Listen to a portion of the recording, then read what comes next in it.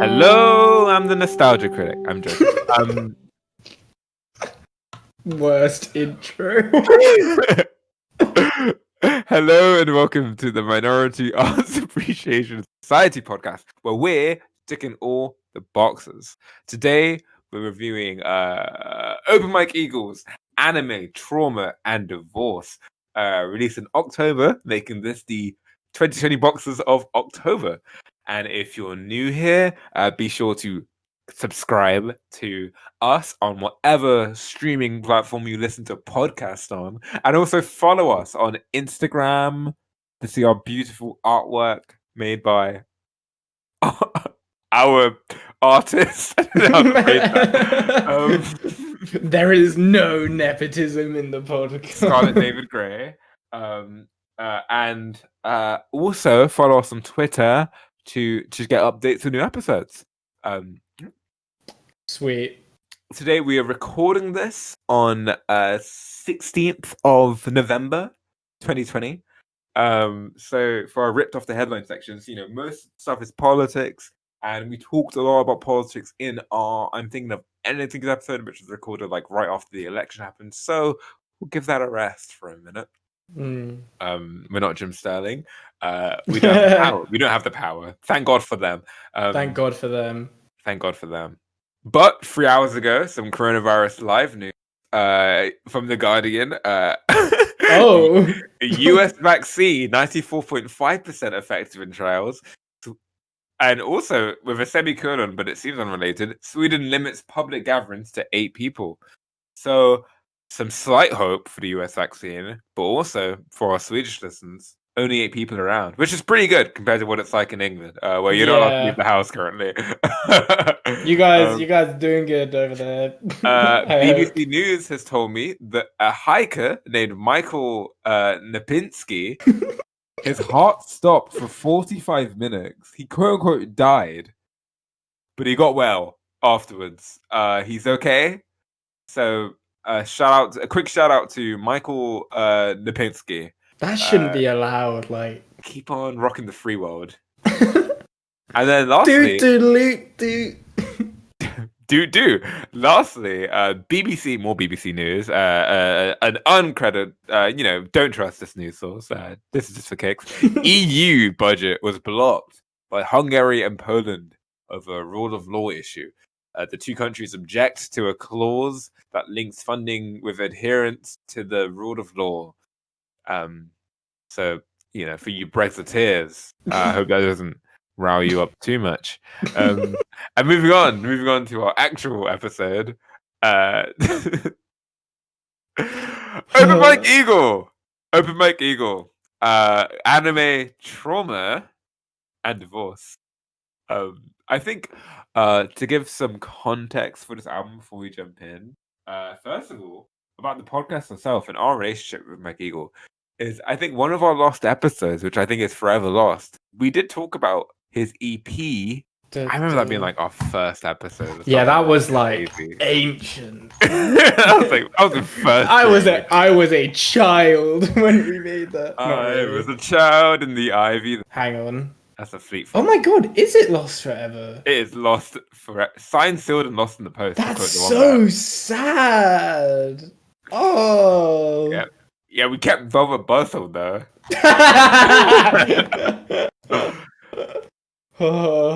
Let's not get into that film right now. But yeah, no, it is a lost episode that we made before we got semi-competent at podcasting. We did a review of a special episode of EP by Open Mike Eagle, and we both completely adored that EP. So it's Open Mike Eagle, love that thing. In my eyes, is one of the patron saints of the podcast, if you will. I would completely like to agree with that. I'd like to put that on record. So we'll skip the What's the History section of the podcast and just let it be known that Open Mike Eagle is a patron saint of the podcast. And we adore him. But yeah, this month we have Anime, Trauma, and Divorce. And yeah, I guess some fun context. Not really fun. This album, I guess, is a concept album, basically about Open Mike Eagle having the worst year of his life, apparently, based on kind of the lyrical content on this album and the kind of the tweets he was putting out. Where in 2019, his show, The New Negroes, got cancelled from Adult Swim. His marriage completely broke down. And based on this album, he's still dealing with frustration with the record label, the Hellfire Club, crumbling due to bus drivers' sexual allegations and No Can Do's dodgy money stuff. And that Hellfire Club thing hits especially hard for me because I was obsessed with the Hellfire scene, and they signed and essentially gave one of my favorite rappers, Roy Ferreira, R.I.P. Ferreira. Well, my literal favorite rapper. He's the best rapper to walk the earth. Like they really helped put him on the map. So yeah, that record label was close to my heart. So the what Open Mike Eagle was lamenting on this album, I'm totally there for. Wow, it's that stuff is directly mentioned in the album, but it's not more than kind of fleeting examples, I would say. So it is like crazy hearing this like contextualized as like just fucking awful things to happen to your life. Yeah, he talked about in an interview how, you know, there's a line in the album where it's like, we thought we were so clever, just put it on the television because pop culture's forever. And there was an interview he gave where he talked about how there was a morning where he woke up, looked out of his window in LA and saw a billboard for his new TV show, The New Negroes. And he really felt like, I've made it. I've done it. And just like, I think we've all had times like that where we really feel like we've figured it all out and then it all kind of falls apart and you have to like start again. And yeah, I just before we get into the actual album itself, because I love wasting time, there's also the album artwork. And I have an issue with this because on the like vinyl of the album, it's like the alternative artwork. It's like a really cool kind of, it's Open Mike Eagle's face. It's the exact same as the normal one, but instead of like this kind of generic pink square with like, I guess, graffiti on it, you get like half of my Open Mike Eagle's face is like anime, like drawn like a manga character. Whoa. Spiky purple hair at the back.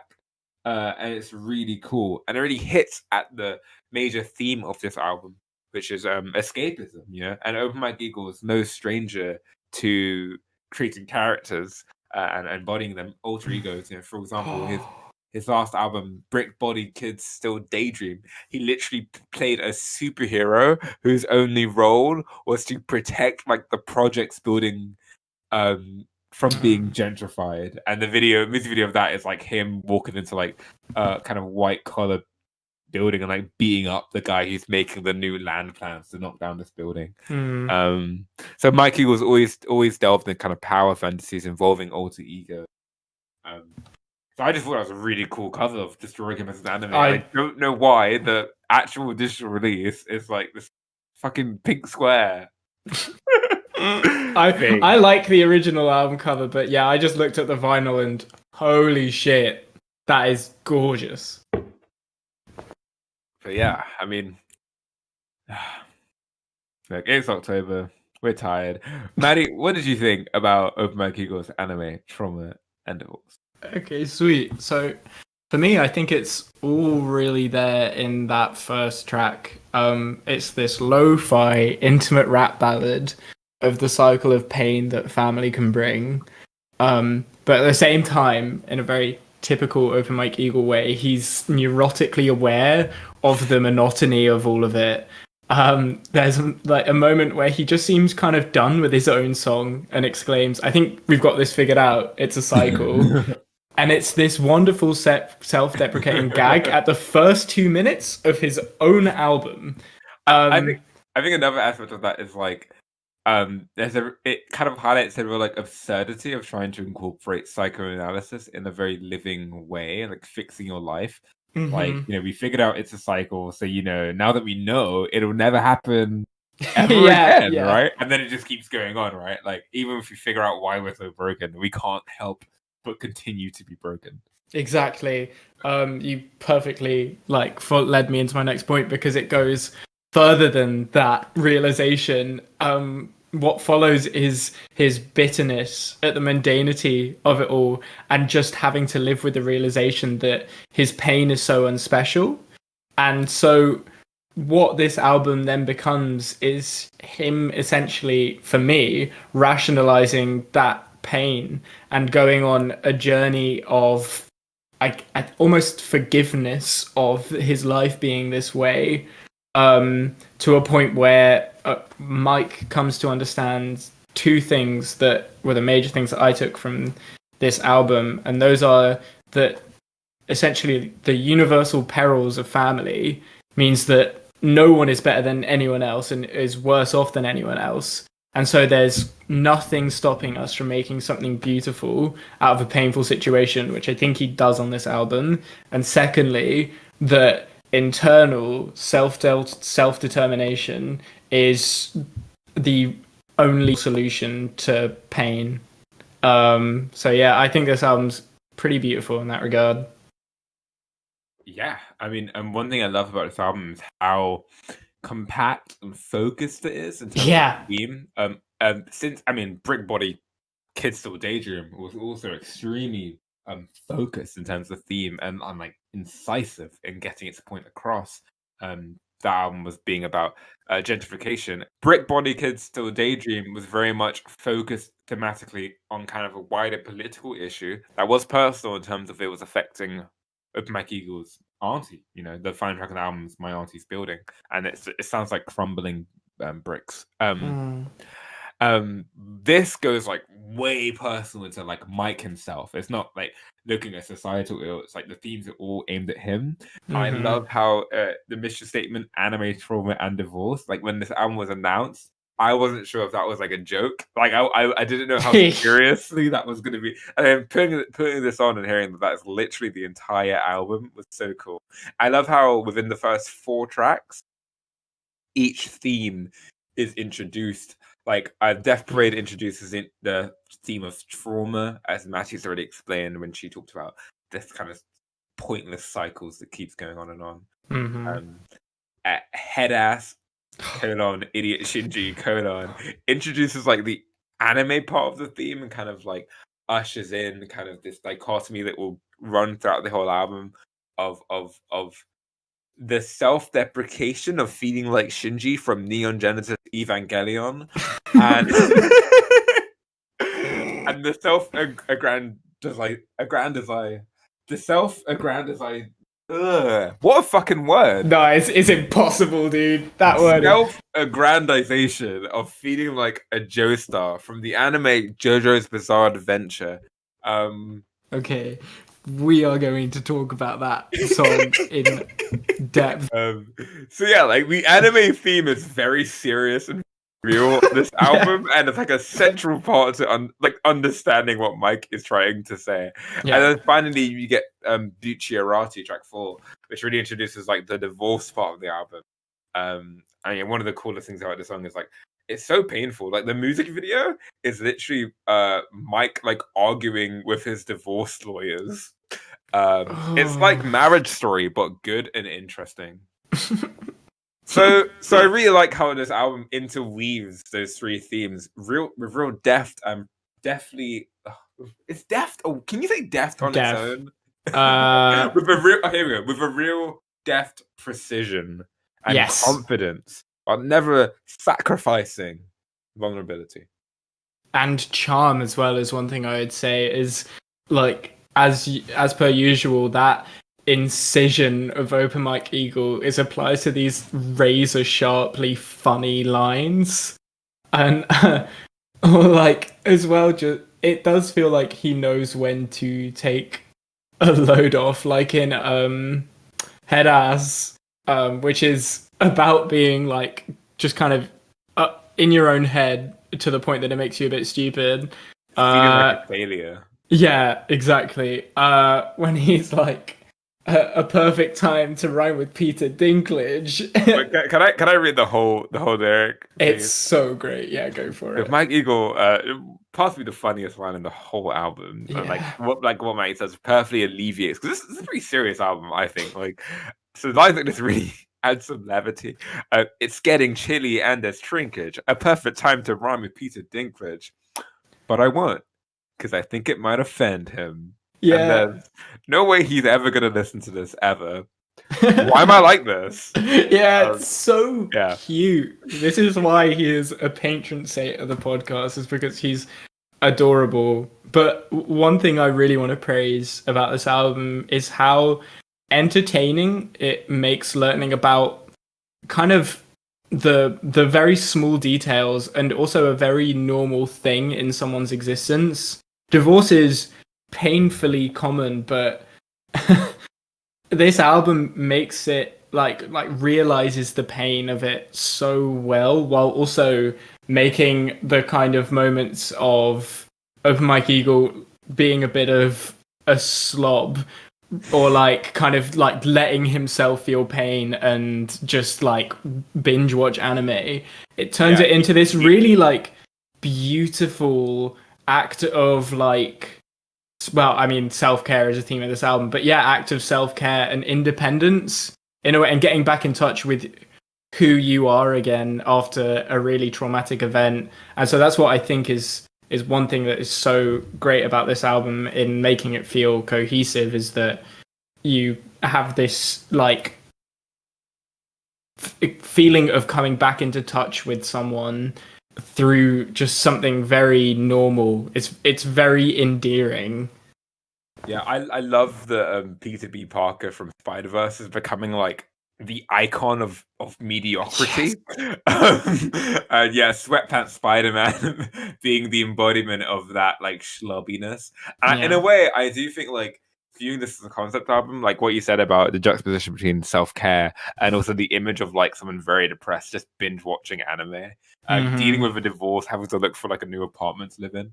I do think like the first, if you think of this like a vinyl, I don't know where the track list changes, but I do feel like the first 7 tracks was like part 1. That's like the Shinji section, where that part is really anxiety ridden. There are funny lines, but it's pretty serious and dour. Yeah. And then Black Mirror episode and onwards is much lighter, much funnier, and it feels like that feels like the Joestar half. It feels like he's trying to. He's felt the pain and he's just trying to laugh at his own pain a bit and look at alternatives, and turns to things like fantasizing about being a Joestar and making a rap song with his son and things like that. So I do love how the album starts off from a very like dour place, and then in Open Mike Eagle fashion finds a reflexive way to be humorous about that dourness. Yeah, absolutely. Like, I think, I think this brings me on to the Black Mirror episode, because you're right. He takes, like, the first half of this album has set up the divorce itself into this kind of monolithic thing by the fact that it actually kind of rarely discusses it after Death Parade, for me at least. And then it's immediately turned into this kind of simultaneously comedic but also quite horrifying thing, because the way he kind of croons the hook of like Black Mirror episode ruined my marriage. Black Mirror episode ruined my marriage. It's funny and like catchy, but it is like you can hear the pain there. And like, God, it's such an evocative song with the lyrics when he describes like the fact that they were like, they didn't say anything after the first 5 minutes to each other and then went to bed without talking to each other. God, what a horrifying idea. But I think we've all been in relationships with people where there is just a moment of just, well, this is over, and he is able to turn that into something funny and scary, and he's just so talented. It's crazy. Before we move on to favorite and least favorite tracks, I wanted to ask you about the Black Mirror episode song. First of all, before I ask my question, I think it's hilarious where he says, I should have picked anything else, do the right thing, do it on the shelf, or Yeah. the bootleg of Refer an Elf, because now I gotta live by my goddamn self. Like, yeah, if he just put on Elf, his marriage would have survived. Which Yeah. obviously is a fantasy, but it's so fun. It really captures like when you overanalyze why a relationship broke down. It's like, if I had just done this one thing differently, everything would have been okay. It is insane. But I wanted to ask you, I don't watch Black Mirror because I don't think phones are that bad. However, the general consensus among Black Mirror heads or Black Mirror fans, what do you call your fandom, Matty, of Black Mirror fans? Reflectors. Ooh. I'm gonna call you Luddites. The Luddites have decided that this song is about an entire history of you.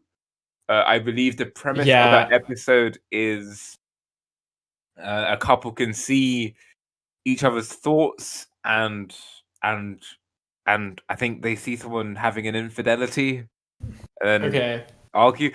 Is that episode good? And what kind of conversations would it raise in a couple? Because I didn't really completely get this one because I didn't watch Black Mirror, so I couldn't access that part of it. No, I completely get you. Okay, so I think very quickly, because this is not a Black Mirror review, one thing I'll say is I'm much less of a fan of everything about Black Mirror after it became a Netflix original. That's not like a contrarian thing. I just genuinely think the things it discussed became less about like an interesting discussion of the implications of technology and more like technology bad. Anyway, with that out of the way, the entire history review is my favorite episode of Black Mirror. And it's one of my favorite episodes of television ever. So when No way! Yeah, get out! So better than the fucking Daniel Kaluuya episode. I don't like that one very much anymore. Oh, interesting. I think his performance is amazing, of course, but I think it's just kind of naff, and not really actually about all that much. But so go on. So this episode, if you haven't watched it, is essentially about a piece of technology, kind of like Google Glass, where you can review all of your memories. They are filmed like a Halo deathmatch replay, and so you can like fast forward and rewind. And this couple's marriage is essentially you watch it be destroyed in a single episode by the fact that the husband notices something odd about his wife and he obsesses and obsesses over memory until their marriage is destroyed. And I was quite surprised to hear that, or to figure, I guess, to hear that this was the episode that that broke his marriage down. But there's a particular line in this episode which is amazing and delivered incredibly well by the actor. Oh my god, the actor is so good. He says, I feel like I've had this rot in my mouth, and I feel like I'm finally getting my tongue in there after years and digging out all the rotten shit. And I think what this episode brings up so much about marriages is how complacent couples can become in like domestic bliss, and it can feel like they have nothing to talk about, so they don't talk about anything, and you end up with a point where one of you just breaks and like goes insane and overanalyzes everything, and like it's a tough watch. But yeah, that's how this episode relates to this album. That's Black Mirror Corner over. Pretty fascinating stuff. That actually does sound pretty interesting. Wonderful. Okay, so moving on to our favorite and least favorite tracks. I'll start with mine. So Everything Ends Last Year is my favorite track on the album. It really is like the anthem of October 2020. It's October and I'm tired. I think it's like the global mantra like of that month, like how it really felt. I love the line, "At my own personal winter, I'm cold. I think I'm cold," and then it dwindles down. I love how the song kind of rises with the hope of like things that you had ambition for, and then they fall the fuck apart to go Open Mike Eagle, and it all dwindles down again. As we talked at the beginning, this song is one that delves into all of the the the Hellfire Club label, its marriage, and the failure of the New Negroes show, the cancellation of it. This song does all of it, and it's a very moving, sweet track. Next up, I'm a Joestar, Black Power Fantasy. An absolutely immaculate rap. It is so beautiful. It should be the biggest joke on the album, but Mike takes this topic so seriously. With the euphoric, considered beat which is selected, and its placement on the album as this kind of climax, this finale of just needing to feel good about yourself. And there's the dynamic of like it starts off with him saying, "No, you don't understand. I'm literally saying I'm a Joestar." It's like trying to explain it to someone. Can we talk about this one together? We can. Cool. I assume it's one of your favorite tracks. This might be one of my favorite rap songs ever. Yeah. I adore this. I have been ranting to my friends at any point about how good this song is for primarily that reason. This isn't a song about a man saying he feels like a Joestar. He feels like he's that powerful. This is a man saying, no, I'm going to get better by sincerely believing that I am a member of the Joestar family from the anime JoJo's Bizarre Adventure. And it sells it. This song makes me feel so good about myself and also so happy for Open Mike Eagle that he's found this like persona. I think it's so beautiful, and I talked about self-determination at the beginning of this, but I really think if you ever need to feel like talking yourself into feeling good is gonna work, then listen to this song. I do think this plays. I think the racial element of this track is really interesting. Like, definitely. He says JoJo's going to be African, and it's like, look, I don't care if like I don't have any British or Japanese heritage. I still somehow will fit into the Joestar. I ain't British. I ain't Japanese. I'm a Joestar. Sorry. Exactly. Yeah. And I think I try to explain this to like my friends sometimes. Or like a big thing of like being black is self-love is an act of rebellion when you're black. And that's why lots of rap music is about taking on villainous personas like MF Doom or the Ghostface Killer, because black people are viewed as the villain, right? Constantly. So taking that persona on and making it like triumphant.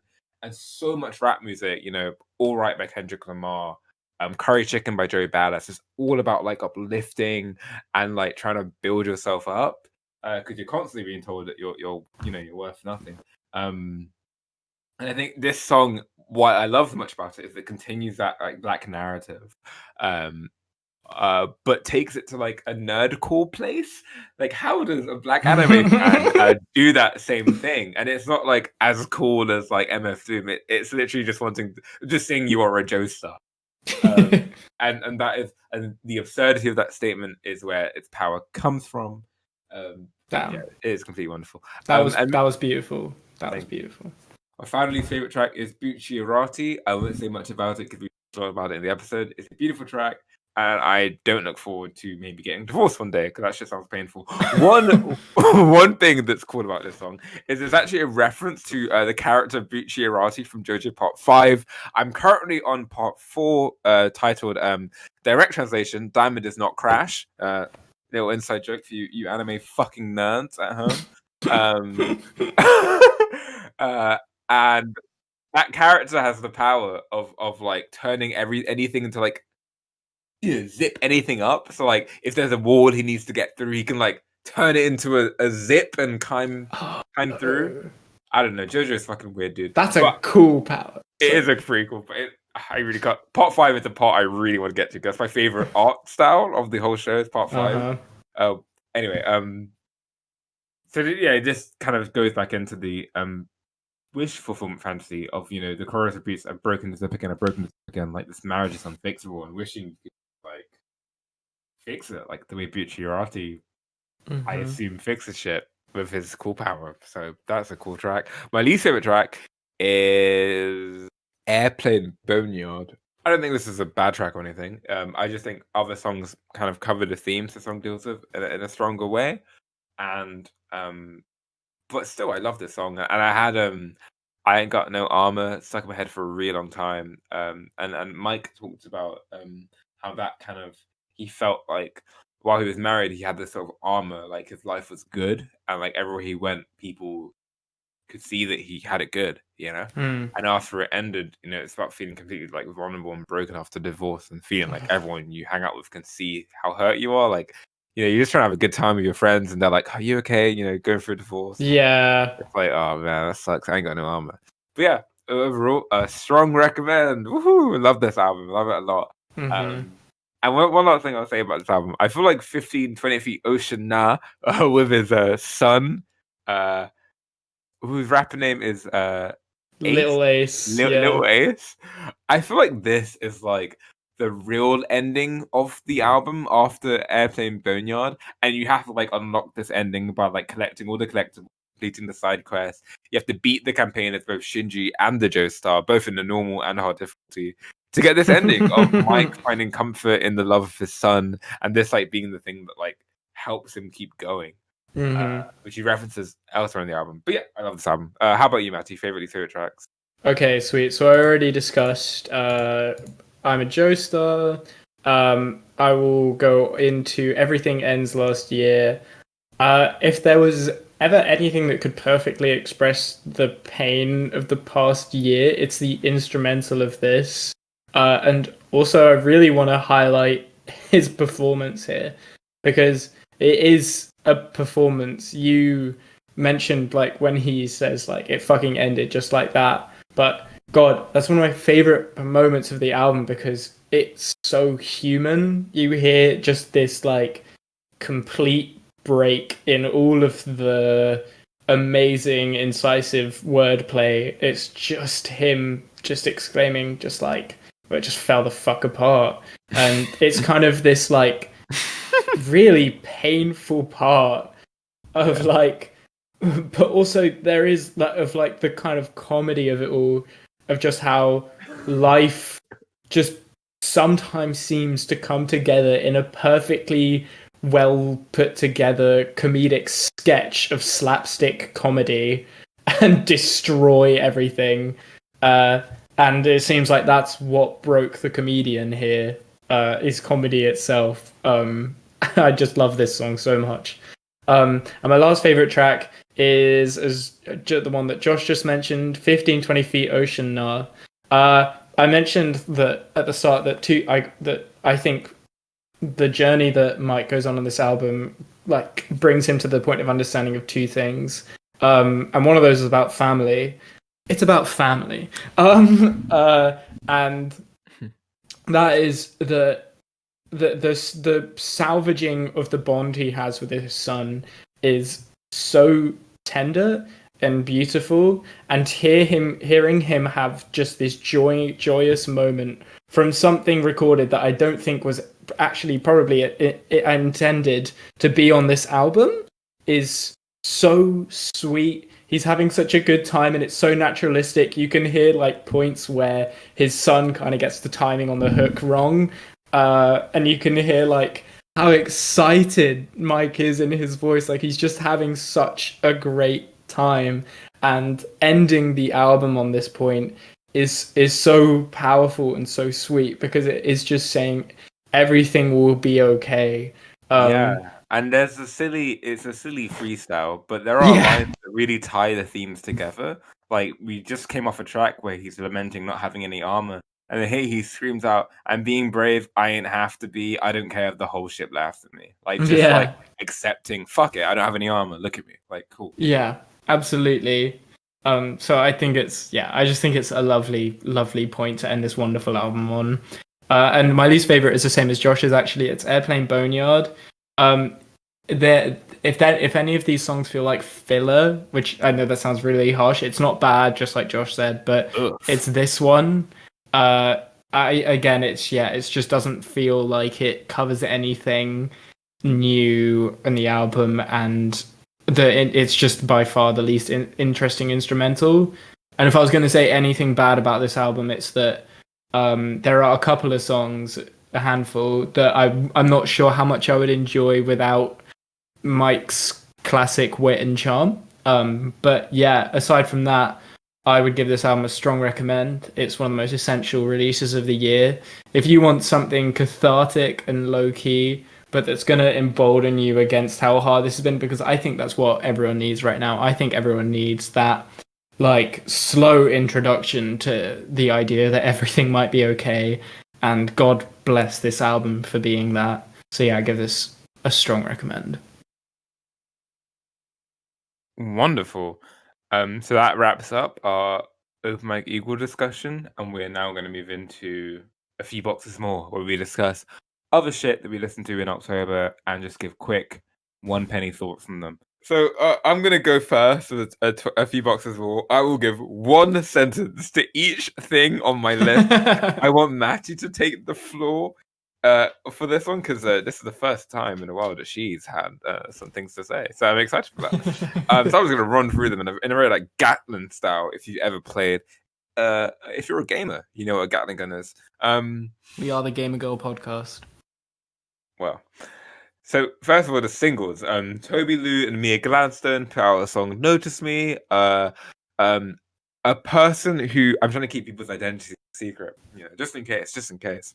Matty's Resident Evil 5 partner, that person's girlfriend, got me into Tobi Lou, and I think some of his music's kind of okay, meh, pop rap, but I thought "Notice Me" was a really fantastic track, and he put another really strong here with Lingo Star, which is really very cool. Next up, Zack Fox put out a song called "Stick." Mediocre, worst Zack Fox so far. The video is kind of funny though, not that funny, but it's okay. It's weirdly addicting, but it's not that great. Next up, Black Country New Road, Science Fair. Fucking phenomenal single. It's Black Country out there. I won't say any more about this because we're going to review it in 2021 when the album. Men I Trust with Lucky Sue. Decent. Another Men I Trust song. It's fine. It's not that great, but it's fine. Now on to albums. Beabadoobee's Fake It Flowers. Wasn't liking it that much at first. I still think the first half is really weak, kind of just basic pop rock stuff. But the second half, with the ballads and the strings and the song Soren Harrison, I think it's fucking gorgeous. I love it. I think that second half is really nice. So give this bedroom pop a chance, maybe. Maybe just start at the second half. At least listen to Soren Harrison and How Was Your Day. I love this. Not Matthew, I'm talking to listeners at home. I'm not telling Matthew to do anything. Róisín Machine's self-titled album, very cool. Remind me a lot of LC Sound System. Fun dance album. Gorillaz Song Machine Season 1. Cool album. I don't really get the Humans Hate. I thought that album with lots of good songs on this. I think this is kind of on the same level as Humans. I think there's filler. I think the middle portion is really strong with the Elton John Six Black song. Awesome song. I love the Slow Tie song. I love the fucking Aries with a fucking New Order guy. Some great tracks there, but there's some filler. In the same way that I think there's some great tracks on Humans, but some filler. They're not going to make another Plastic Beach, but I'm always going to be here for a new Gorillaz album. I think they make great music. Clipping Visuals of Bodies Being Burnt. I think this album totally deserves all of the acclaim it's getting. It's a very exciting album. However, for me, it was kind of treading too much familiar ground from the last Clipping Halloween album last year. What was that album fucking called? There exists an addiction to blood. There exists an addiction to blood. Maybe I need to spend more time with Visuals of Bodies Being Burnt. I thought it was cool, but didn't break enough new ground for me.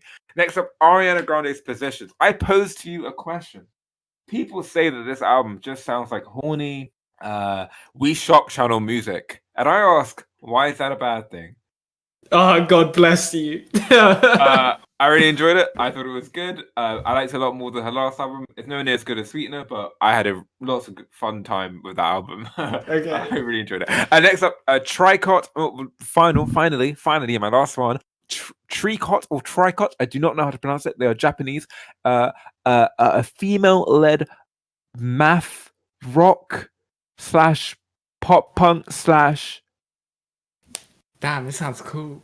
What other genres are there? Let me look up. How do I make myself sound big brain? I gotta make myself sound big brain, or they're all gonna laugh at me. I would just say it's I kind of covered the bases. Very melodic math rock, I would say. I thought it was pretty fun, pretty good. Like it. Listen to it if you like J-Rock, I guess. I like J-Rock. You might like it. Maddie, how about you? What are your things? So I'll start just by telling you what they all are. So this month or last month, I listened to Clipping, Visions of Bodies Being Burned. I listened to Gorillaz, Sound Machine Season 1, Strange Times, and Ariana Grande's new album, Positions. I'll start off with Positions because you just talked about it. Yeah, God, I had a great time with this. I think this is a wonderful, like, headphones on by yourself album. It makes me feel really, like, sweet and jazzed up. I don't have a whole lot to say about it, but yeah, I agree. I like this a lot more than Thank You Next. Thank You Next felt like 4 or 5, maybe more like 3 or 4 great songs surrounded by stuff. This is consistently good. I have only heard it a couple of times all the way through, but I don't seem, I'm not gonna like discover anything new about it that I hate. So I think it's like it's just a new Ariana Grande album. So I'm comfortable calling this like really good. Really liked the Ariana Grande Sex album. Moving on to We stand a queen. we stand. Nah, the race stuff is pretty troubling. I can look past that. If you can give me a good weekend song. Yeah, that's a good song. It's a pretty good song. I am less able to say that though. So next up is I'll talk about Gorillaz. I agree with you, Josh. I find myself really conflicted with this one because I'll be listening to it, and apart from Friday the 13th, because fuck that song and fuck Octavian, because I just don't like that song, and also fuck Octavian as a person. Anyway, sorry. Like I'm like, this is all good. Like if I'm listening to I'm talking specifically about just the core album, not the bonus tracks, although I do like most of those.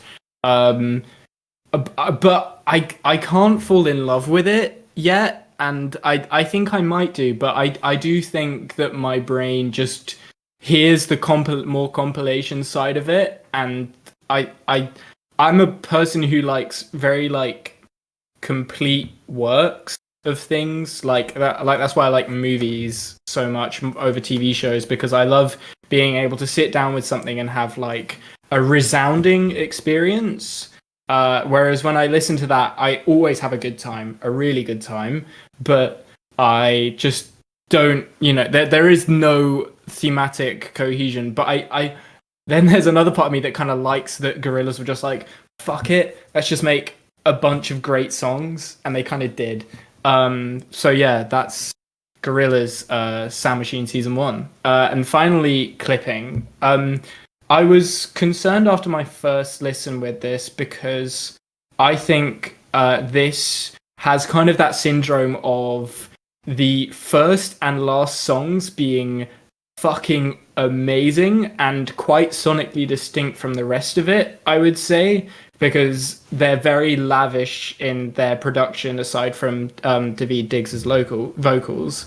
But like with Say It Name's amazing transition to just industrial hell in the second half. God, that's an amazing song. And in Lacing's very enrapturing get your ass down to the floor hook. God, I love that. Dude. Oh, I'm not ready to hear that at parties. when the vaccine hits, oh my God, I'm getting my ass down to the floor. Anyway, the rest of this album is more focused on a visceral, immediate experience that kind of gets into your head over time. So I experienced a bit of cognitive dissonance when I was going back to listen to this because, again, the beginning of this album kind of sets you up for maybe not quite that experience. But that said, the core of this album is awesome, and David Diggs has an amazing flow to him. This is actually my first Clipping album. I didn't think I'd like There Existed an Addiction to Blood, which as those words leave my mouth, I realize how much of an idiot I was in 2019. But yeah, I had a great time with albums this month. or last month. It was just all good. So that's Matty's 2020 October boxes, boys. Oh, beautiful. I'm surprised. I'm surprised. I didn't know you hadn't really heard clipping before, so it would be really fun to do a review of the self-titled album from 2014. I would love to do that. At some point, because I was super into them when I was 16. I was like, wow, look at this noise rap. Oh. Then I was like, oh, he's also good in Hamilton. Anyway, yeah, I'm gonna edit that out because I don't want people to know that I once liked Hamilton. And that's it. That's it for 2020 Boxes October, a beefy episode. What are we doing next week, Matty? What's our film? So next week we're doing a bit of a catch up on 2020 releases with our film episode. We're going to be talking about Shirley, which is starring Elizabeth Moss. There we go. Thank you. Say the name. Say the name. It's starring Elizabeth Moss. Josh, I know you're a huge Elizabeth. That's cool, dude. Yes. I know you're a huge Elizabeth Moss guy. So I thought I'd throw you a bone. And also, this film got really great reviews, and I want to check it out and talk about it with you. So that's what we're going to be talking about next week. Sweet. So thanks for listening, and we'll catch you next week with a review of Shirley, starring Elizabeth Moss. Thank you so much for listening. That's a good outro. It's like getting a massage, but a real one, not one from a garage.